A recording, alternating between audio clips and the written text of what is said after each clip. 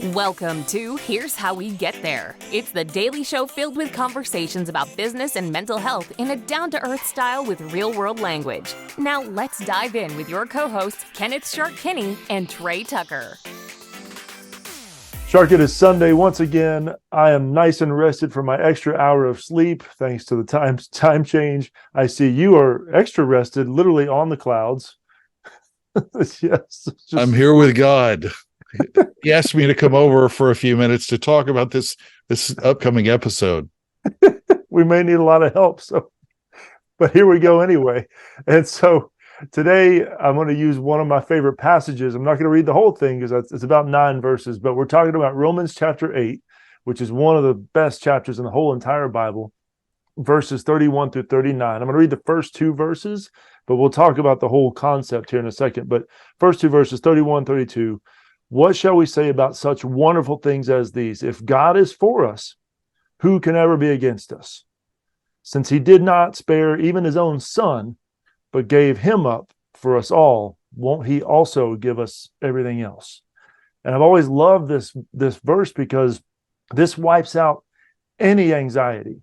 Because if you really let this truth sink in, not just to your brain, but really down into your heart and your soul, you realize that I have nothing to worry about. Because if God's for me, God is essentially looking out for me, then what do I have to fear? Because he's not holding anything back. He gave Jesus, his prized son. Is there anything yet that he's not going to hold back? Because he already gave us the ultimate, himself. So for me as a therapist, I still can struggle with anxiety from time to time. And this is one of those truths that I train my brain to come back to. It's like, okay, let's put whatever the earthly circumstance is, let's put that in the perspective of this. God's for me, so how does that compare to whatever it is that I think might be coming against me? But what's it saying to you? Are you a therapist? I didn't know. You haven't mentioned it on this episode, but no, that's a great.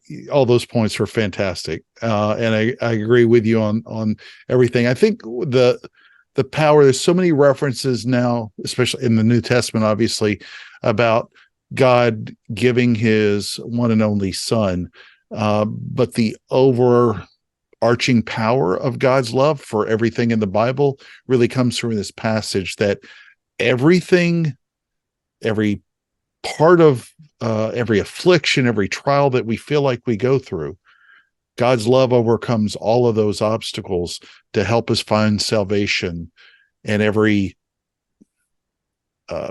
threat that comes between us and him. And it's something that, to your point, that when you're with him, and obviously I'm closer to him literally, at least for this episode, for those that are watching on YouTube, I'm much closer to him right now, but the power eliminates everything else that is a problem. And that's why we love him so. See you on the other side when I come back down. Thank you for joining Shark and Trey on the Here's How We Get There show. Make sure to rate, review, and subscribe to the show and visit here'showwegetthere.com. That's here'showwegetthere.com.